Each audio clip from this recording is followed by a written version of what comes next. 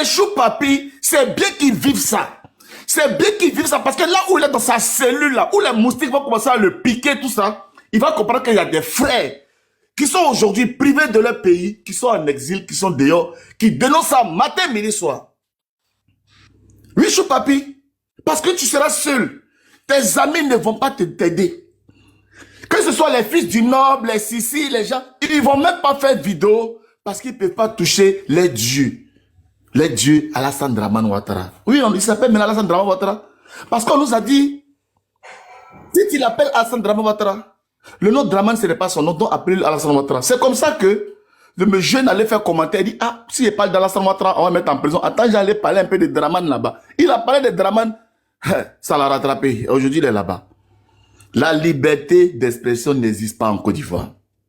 La liberté d'expression est bafouée en Côte d'Ivoire. Tant même avec les opposants, quand même, et avec même les soutiens. Les soutiens. Depuis quand ce parti-là a double les soutiens, toutes ces personnes qui ont porté ce parti au pouvoir, ils sont où aujourd'hui? Ils sont en exil, ils sont déjà, ils sont partout. Depuis quand ce parti-là reconnaît les gens qui sont avec? Donc, moi personnellement, je vais être un peu humain aujourd'hui, parce que vous me connaissez. J'allais mal me moquer. Mais je vais être humain parce que, malheureusement, Chou Papi, c'est un Bousmani. Nous sommes en train de faire le combat des Bousmani. Parce que s'il s'appelait Idrissa, je ne pense pas qu'il allait subir ce qu'il est en train de subir. C'est parce que quand il prend la caméra et puis il parle son accent là, c'est accent bêté. Même s'il dit Alassane Ouattara, le président Alassane Ouattara, eux dans les têtes, Babo Moroli.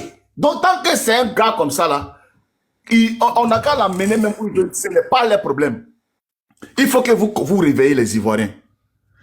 Et au fur et à mesure que nous sommes en train d'approcher octobre, nous sommes en train d'aller vers les élections, nous commençons à comprendre et à voir petit à petit que nous sommes dans le bon combat.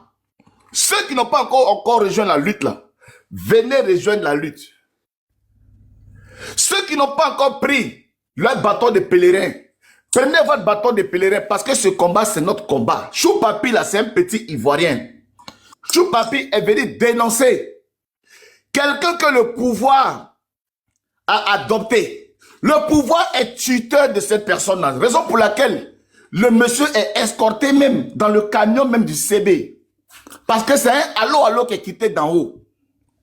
Mais vous imaginez qu'on prend un jeune comme ça, sans convocation, sans rien, on lui fait un guet-apens. C'est-à-dire qu'on l'appelle, on dit, bon, viens, on est quelque part ici, il y a une affaire. Et le jeune, il pense qu'il a eu un business, il va aller traiter. Quand il arrive, c'est la gendarmerie de son pays qui se comporte comme des vagabonds, qui se comporte comme des truands, qui se cachent en bas des bâtards. Comme lui, il veut manger à checker APF ou des trucs, ils sont cachés. Et on dit, ouais, c'est lui qui arrive là. Allez, allez, là. Ouais, mon frère, viens, ouais, c'est toi. C'est toi que je suis papier là. Allez, bois ton tabac.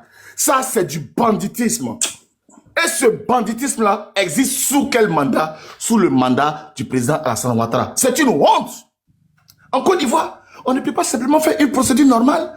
On ne peut pas faire une convocation, aller donner à un jeune et lui donner un rendez-vous pour dire, voilà, vous êtes convoqué, vous passez le mardi ou bien le mercredi à notre bureau, on va vous entendre parce que les gens qui ont porté plainte. Dès qu'une personne porte plainte contre toi, automatiquement, ta vie est finie. Tu vas à la MACA, que tu aies raison, que tu aies tort, tu dois aller à la MACA. Voilà comment ces personnes-là nous dirigent depuis 15 ans. C'est pour ça que nous disons trop, c'est trop. On ne veut pas. On veut aussi être justifiable, c'est vrai. On veut être justiciable, c'est vrai. Mais on veut aussi aller sur la base de ce qu'on puisse se défendre.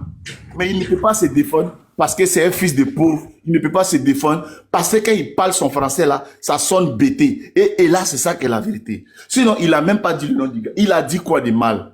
Bon, quand il va finir de faire ça là, lui-même, il est mal barré là-bas. Parce que les petits aussi qui sont attrapés par rapport au mort des porcs aussi, ils vont aller dire son nom là-bas encore doublement. Eh non, je suis pas vraiment, tu es dans le pain. C'est ce que je tenais à dire.